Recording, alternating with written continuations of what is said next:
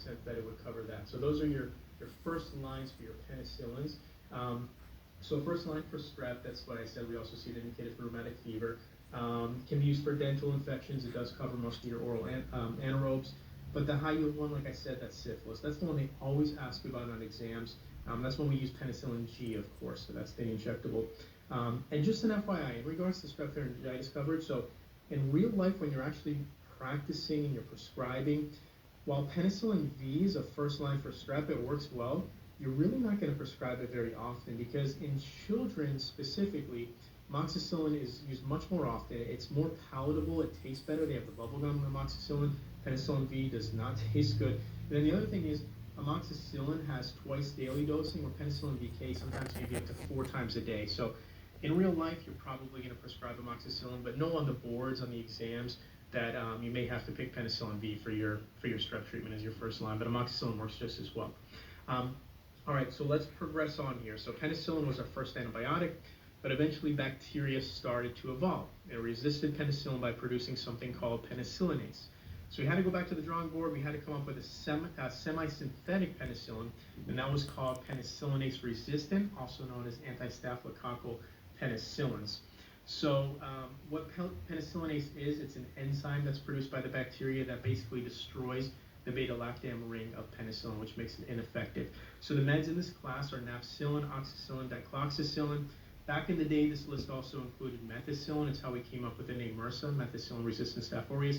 We don't use methicillin anymore. It just has a really poor side effect profile, and these meds work better. So methicillin's how we came up with MRSA. It's in this class, but we just don't use it anymore in practice. So what do your penicillinase-resistant penicillins work well at? Gram-positive.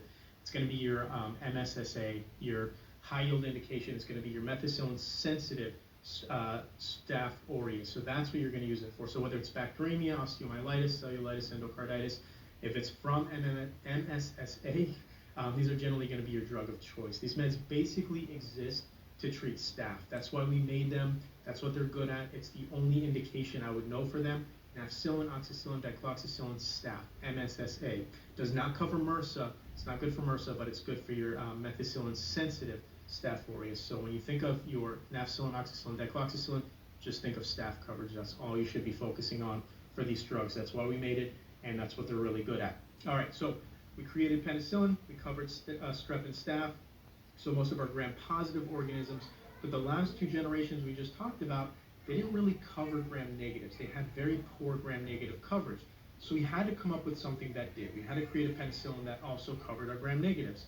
So we developed what's known as aminopenicillins. You'll definitely recognize these. They were created for that specific reason, to fight gram-negative infections. So our aminopenicillins are going to be all the AM prefixes, amoxicillin, ampicillin. If you ever forget which one is oral, which one is parental, parental, of course, means non-oral route, IVIM. Remember, amoxicillin, the third letter is an O, which stands for oral, and ampicillin, the third letter is P, which stands for parental. So because your parental is your IVIM, your amoxicillin is your oral, just in case you forgot that. You probably already know that. Now, what do these cover? Like I said before, they cover our gram-positives, but they also cover our gram-negative organisms. We broadened our spectrum. So our aminopenicillins broadened our coverage with penicillin. Now we have the ability to fight gram-negative as well as the gram-positives. So what are some of the high-yield indications for the aminopenicillins? They're going to be acute otitis media, strep pharyngitis, and listeria. So those are the 3 big ones I'd know for your aminopenicillins. Otitis media, strep, listeria. There's some other less high-yield indications. Remember, amoxicillin is one of the meds that we use to treat H. pylori. Remember, in triple therapy, you have erythromycin, amoxicillin, PPI. It's another option in Lyme disease. Doxy is generally preferred, though, unless the patient's pregnant or a young child. Some caveats I'll discuss when we get to the tetracyclines. But generally, when you're thinking of your aminopenicillins, be thinking otitis media, strep, and listeria. Those are the ones you need to know. All right, so this subclass of penicillin worked well. We picked up some gram-negative coverage in addition to our gram-positives. But the problem was this class was susceptible to beta-lactamase. So beta-lactamase are enzymes produced by bacteria that break open the beta-lactam ring, inactivating the beta-lactam antibiotic.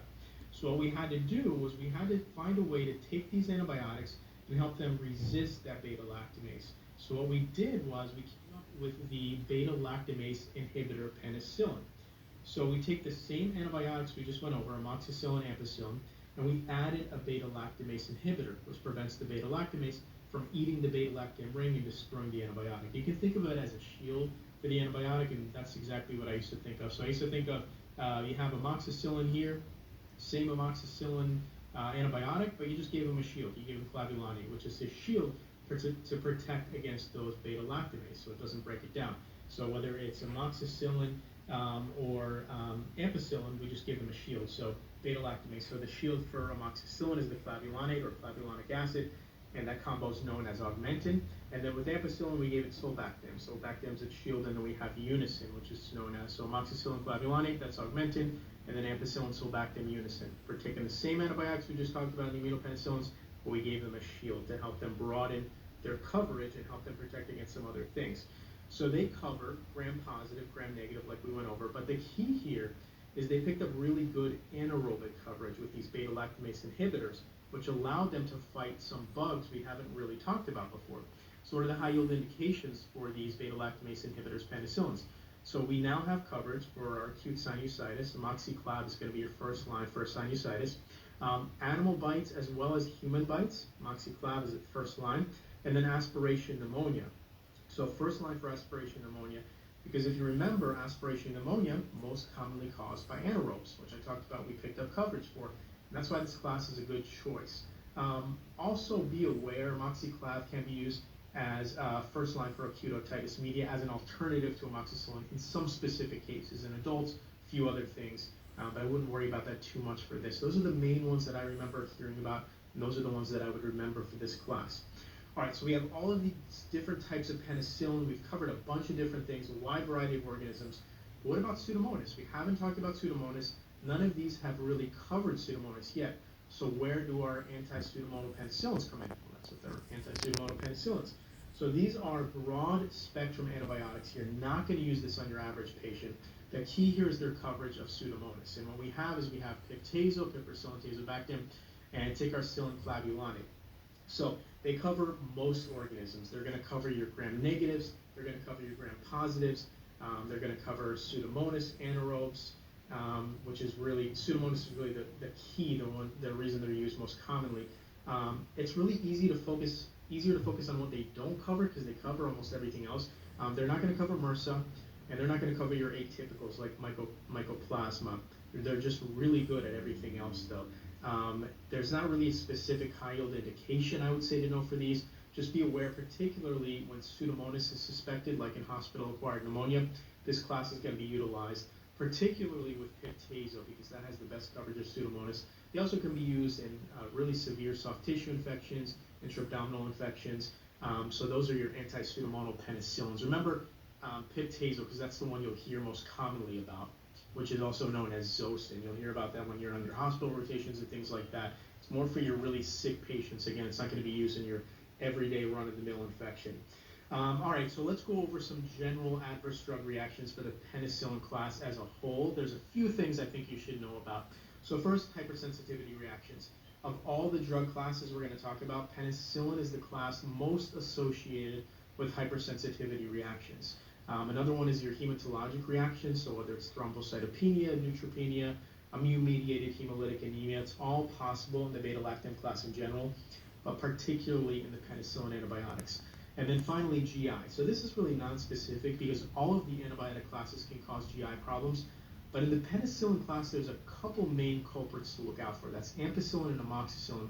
They're well known for causing diarrhea, but particularly Augmentin, which remember is the combo of amoxicillin and clavulanate. This penicillin has the highest incidence of diarrhea of all the penicillins. And I would advise you in real life when you're prescribing, if you can give somebody amoxicillin rather than... Looking for a smarter way to mop? Try the Swiffer Power Mop. An all-in-one cleaning tool with a 360-degree swivel head that goes places a regular mop just can't. Mop smarter with the Swiffer Power Mop. Caring Emagel Extra Strength penetrates deep to relieve pain while